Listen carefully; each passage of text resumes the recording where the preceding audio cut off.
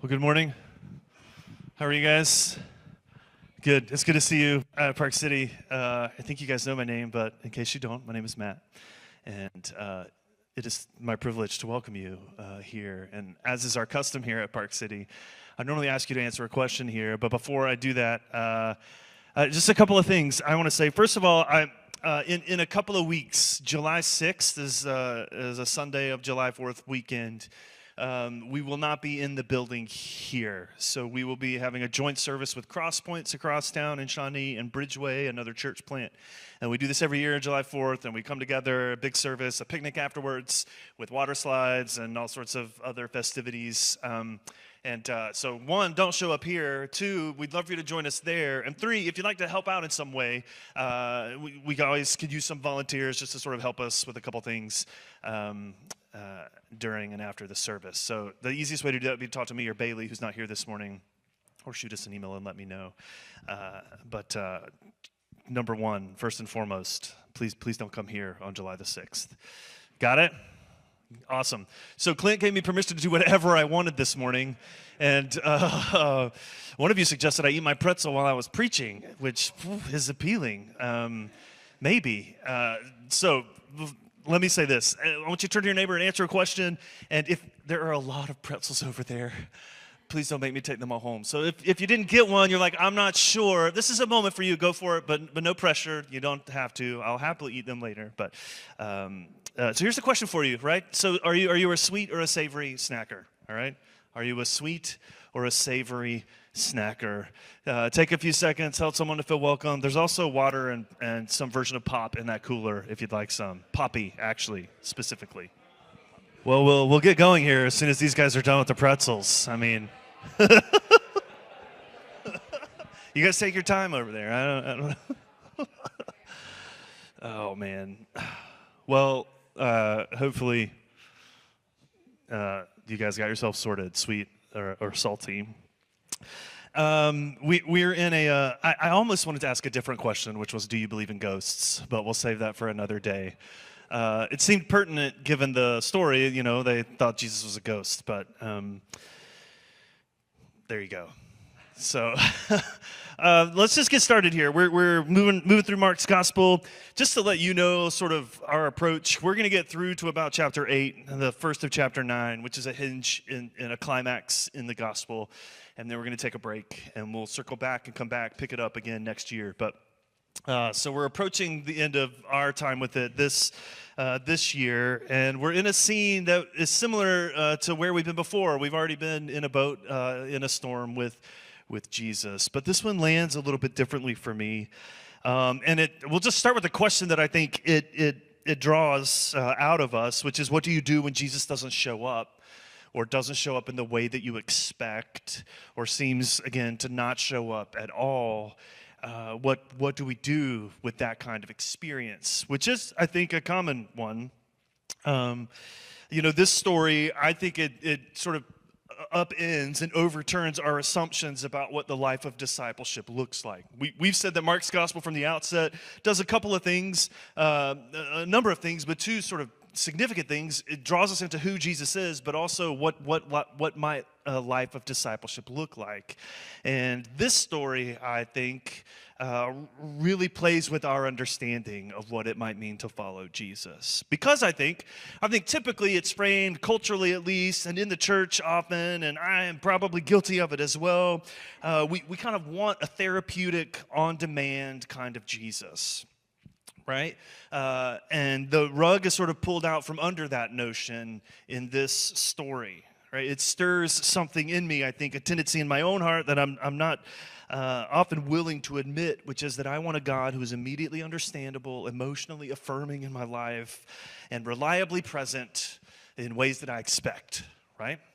I mean, that's what I want. I want up and to the right. That's the trajectory. Discipleship should facilitate that, right? I give my life to Jesus, and his blessings, as we've sung about this morning, will follow. And this story just plays with all of that in a way that I do not like, to be candid, right? The disciples have been in a storm before. But in that storm, Jesus was in the boat with them. He was asleep, yes, but at least he was there, right? But this time, I mean, he's nowhere. He's not around. I will take, I don't know about you, but I will take a Jesus asleep in the boat with me over this version of Jesus any day, right? At least I'll take a friend at hand, even if he's snoozing, than one that I can't find when I need help.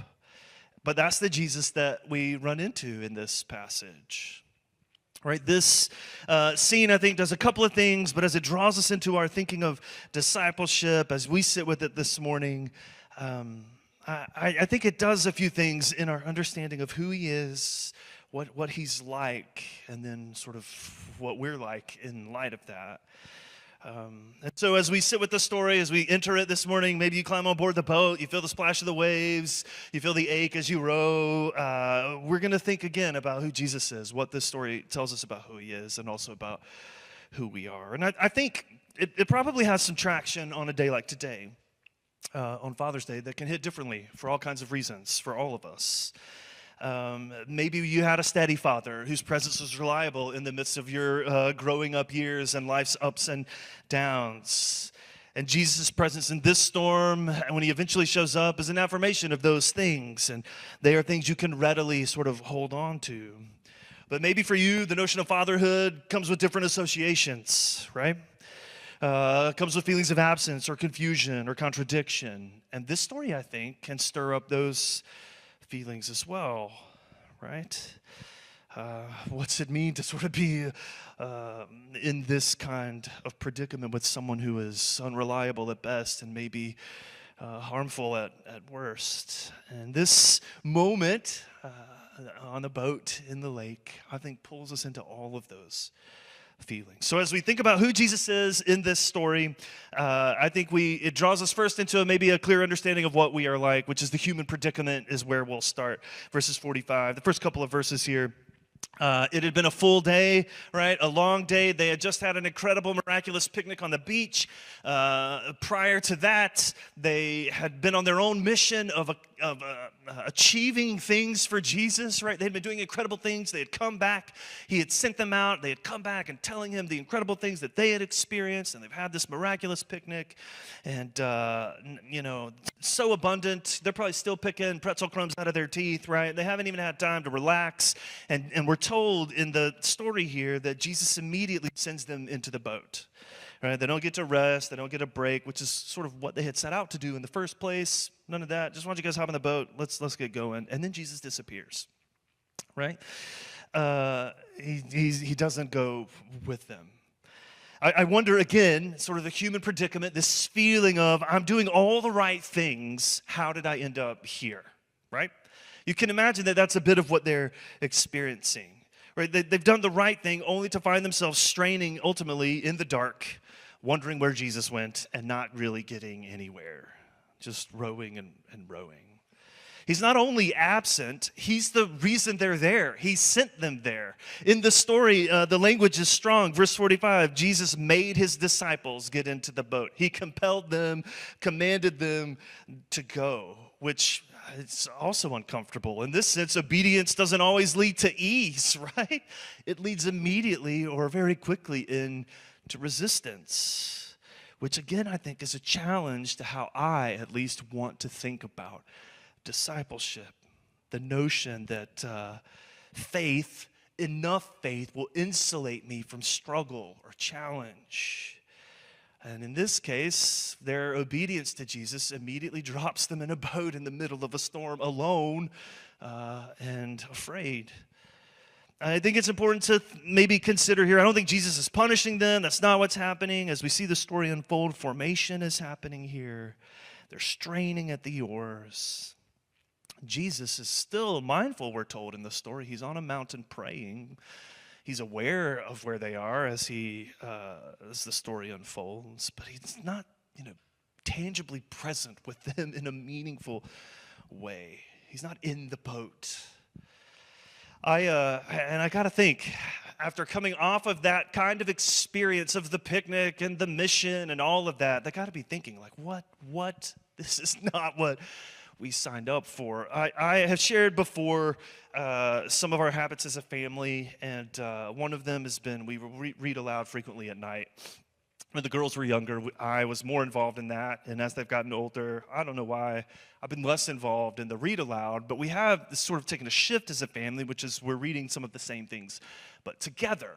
And recently, one of my kids came to me. She's like, she's on and on about a particular novel series, young adult novel series. I was like, yes, yes, yes. But eventually I caved. And, they're like 7 books in. I'm like, I ain't got time for that. But unless you're coming at me with Tolkien, just back up. No, that's not what I said. But eventually I caved, and I'm a couple books in. And, man, it's just been a wild ride. It's been so fun. There's knights and chivalry and war and strategy and rangers and archers, and it was I was like, all right, I got going. But very quickly in the first book, I hit a moment where I had put the book down and I approached my children. I'm like, I need to clear something up here, because I feel like we're getting real close to, like, sort of teeny bop sort of romance. I don't know what you call it, but I feel like we're headed very quickly to, like, all of the romancy feels, which is fine, but it's not what I signed up for, right?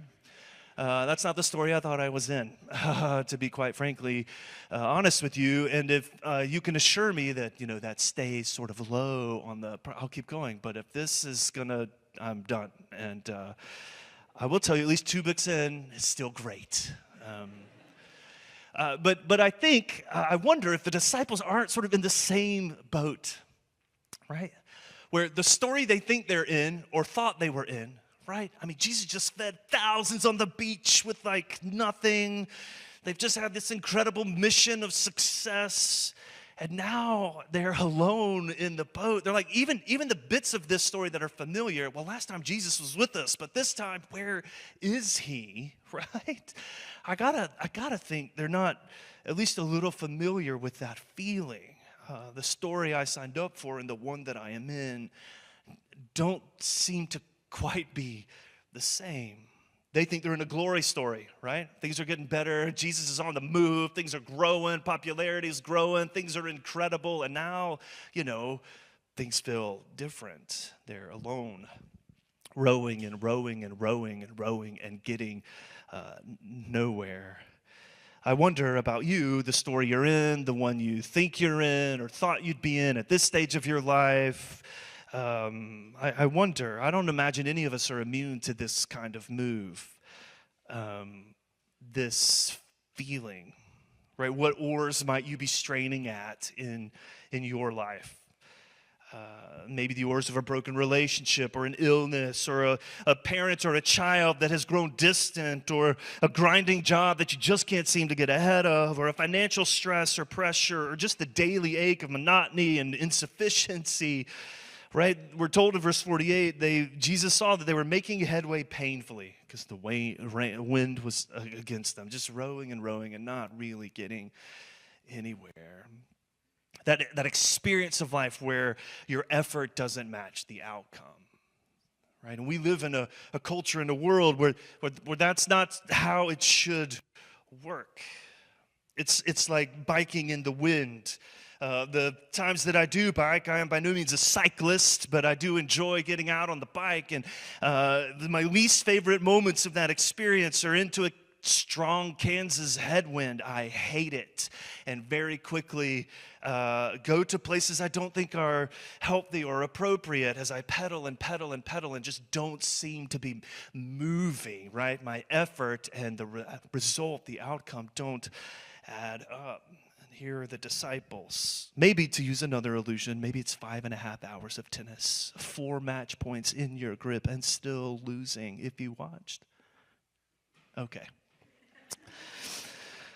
But this, I think, is the human predicament, right? This is life apart from Jesus, and sometimes even with him, right? This feeling of insufficiency, this experience, a word we brought up last week, of insufficiency.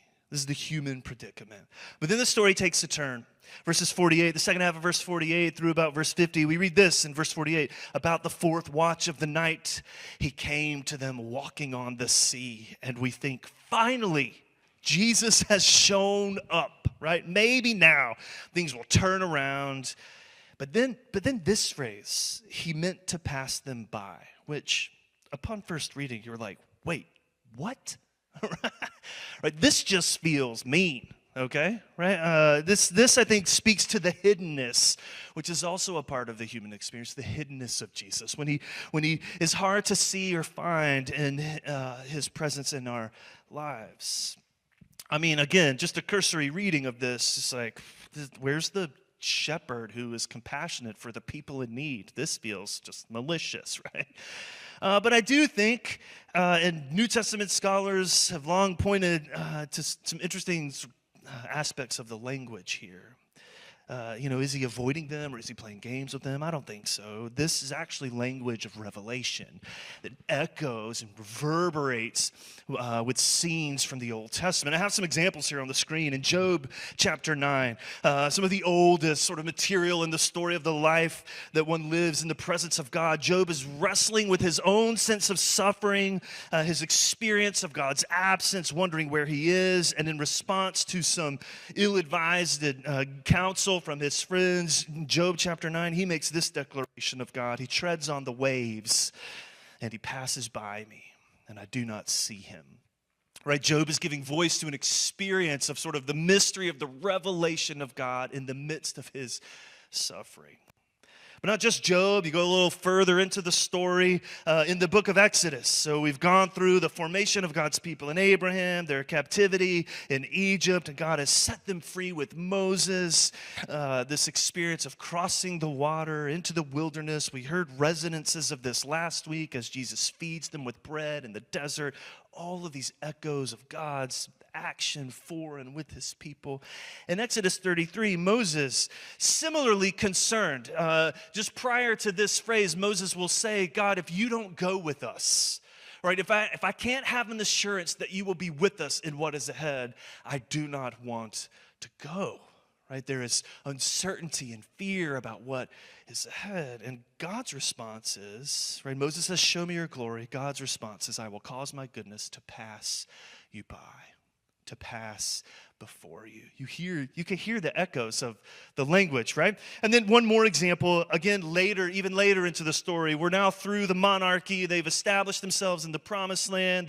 They've achieved sort of what they wanted in terms of kings, and it's been an up and down ride. And in 1 Kings chapter 19, we get the stories of these fiery prophets, Elijah and Elisha. And in chapter 19, Elijah, interestingly, a moment of brokenness. He's experienced a success, an achievement. The outcome has matched the effort. He has just shamed the prophets of Baal, but now he is on the run, afraid for his life, wondering, am I alone? Who else is with me? What is in store for my future? Full of fear. And in this moment, we're told in 1 Kings 19, God tells him, directs him. He's hiding in the caves. He says, why don't you go and stand out? And says, the Lord passed by. Right? Not in a wind or a fire, but in a whisper in this moment. You can hear, you hear it, right? It makes, I think, when we read the phrase now with Jesus, it lands a little bit differently. He went out to them to pass by, intending to pass by, not to avoid maybe the disciples, but to reveal himself as God. The God of the Old Testament who is with his people, who reveals his glory even in the midst of sorrow and storm and fear. It's an interesting move, the hiddenness of Jesus and the experience of discipleship, what some perhaps have called the dark night of the soul, and maybe it's a place you have known. The disciples are there, Jesus passes by, we're thinking, okay, this is cool, right? We're hearing themes and resonances that move us, but the disciples don't recognize him, we're told. They think he's a ghost. And they cry out in fear, right? And again, I think this is a move I can understand. Jesus doesn't show up the way I expect him to. Life doesn't work out the way I think it will or should. It is easy for me to miss God and his presence with me. But then beautifully, Jesus does an incredible thing, right? He stops and addresses them. And what does he say? Take heart, it is I, do not be afraid. Maybe that's all that needs to be said this morning for someone, maybe you, me, to hear the voice of God, the Word made flesh. Yeah, to speak a word of peace to you. Take heart, it is I. Do not be afraid. And even here, there are echoes of a much older word. This, in the Greek, this it is I echoes the divine name, I am, as God reveals himself to Moses. There are echoes of that here that some would suggest Jesus is once again identifying himself with God's presence with his people. Like, man, this is incredible. God revealing himself to the disciples in the midst of their aloneness, their isolation, their drowning sort of work, not really getting anywhere. And now Jesus has come and he has spoken a word of peace. And I read this story and I think, this is incredible. This is what I signed up for, right? Let's put a bow on it, right? Surely this is the end of the story, the resolution we are looking for, smooth sailing, gray havens, here we come, right? But unfortunately, Mark takes one further step in the passage that I think is worthy of our attention. He gives us a postscript that it's troubling to me. Verse 52. The disciples have this experience, and then Mark tells us they were utterly astounded, for they did not understand about the loaves, but their hearts were hardened. So we go from the hiddenness of Jesus, but also we're once again confronted with our humanity and the hardness of the disciples. Again, maybe a feeling you know. I want to be like, come on, Mark, give him a break, right? Like, why this bit of commentary? They'd seen this miracle, but clearly they'd missed something, something of its meaning or significance. Maybe it's this sense of who Jesus really is, right? Jesus is saying, you are not sensing who I am in all of these. You're not picking up on these resonances, these echoes of God's presence with his people. Now here in me. But I find it uncomfortable. These are not outsiders, right? These are the disciples. Jesus has chosen them. They're not self-righteous insiders. They're just insiders. Jesus has said, you come with me. He has trusted them with his mission, sent them out, and they have achieved and experienced success. They've come back. They are his friends, right? Like, these are the disciples. Fresh off a ministry trip, and still, Mark is keen to make us aware, still, they do not get it. He uses a word even, hard-heartedness, that is often reserved for maybe religious folks who are holding on to all of their performance, a word that is reserved for all kinds of people. Mark says actually it also applies to these guys, this group. Somewhere in there, if it's ignorance or resistance or again, maybe wanting a particular kind of Jesus, but being confronted with maybe someone who doesn't sort of fit their expectations, they're having a hard time just surrendering and trusting. We don't know all the nuance of that word, but it's interesting to me that Mark goes here. A place, again, I think that we know, right? That we often benefit from grace, but can resist the implications of the lordship of Jesus. That he is God with us, and that comes with implications for who is in charge in life and mine and yours. But what I do like about this moment, this is a shift in Mark's gospel. This moment, from here forward, his tone toward the disciples will echo this move, right? I feel like he's been a little more gracious about them previously, but here he'll just continue to point out the way in which they blunder along with Jesus. And I'll just be honest with you, I find great relief in that they're a mixed bag, confused, inconsistent, all over the map. And I'll tell you, I identify with that move, with that tendency. Which brings me, I think, to the last observation in this story, is that in the midst of all of this is, I think, the hope of the gospel, because Jesus still gets into the boat. right? And this, I think, is grace. This is the grace of the good news of Jesus. He doesn't stay on the mountain. He walks right out into the chaos of their lives, treads upon the waves as the very presence of God, speaks a word of peace to them, and climbs into the boat with them, even though they are hard-hearted and do not understand fully who he is. He doesn't scold them. He speaks a word of peace to them, continues to bring them along. This, I think, is how grace works. It's not always fast. It's not always obvious. It doesn't always arrive how or when I would like it to, but it is relentless, and it is patient, and it continues to show up, always arriving. And Jesus will carry this picture of grace all the way through. The one who passes by in this storm will one day enter another storm which none of us will overcome, right? The storm of death. All of your rowing in the face of death and mine will never succeed. Jesus will enter that storm, and the presence of God will pass by once again so that he can speak an ultimate and final word of peace to you and me.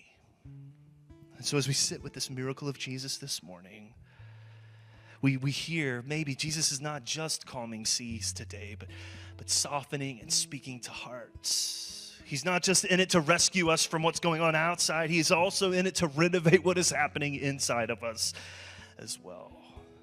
So maybe today, for you, Jesus feels distant. Maybe you feel like you have been rowing all night, and you wonder why you're not getting anywhere, and if maybe Jesus hasn't passed you by too.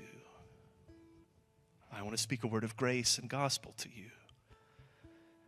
He hasn't passed by, or rather in his passing by, he is making himself known to you, even if not in the way you expect. He is walking into your storm, still coming in ways we don't expect or anticipate, still gets into the boats of weary disciples like you or me, even when we don't see clearly. And on this day in particular, on Father's Day, maybe that's a word you need to hear, that the presence of grace doesn't stay distant or far off, but sees in the dark, arrives in the midst of our confusion, steps into storms, not when we figured it out, but while we're still straining at the oars. This is Jesus. This is who he is, Mark says. So take heart, not because you have figured him out, but because he has found you, because he relentlessly in his grace pursues you. He sees you, he comes to you in the midst of a storm, speaks a word to you, not to shame you for your fear or misunderstanding or even your resistance, but to save you and me from all the smaller hopes and smaller gods of all of my rowing that I think will save me. When I've come to the end of all of that effort, get nowhere, hear a word of grace from Jesus Christ whispers to me, "It is I. Do not be afraid." It is I. Do not be afraid. Because in the end, what I need most is maybe not calmer seas, although I would like them, but clearer eyes to see the one who walks to me on the water and for me to the cross. Go in peace and not in fear, for the Lord is with you. He is your God. He will strengthen you and uphold you. Amen. Go in peace, Park City.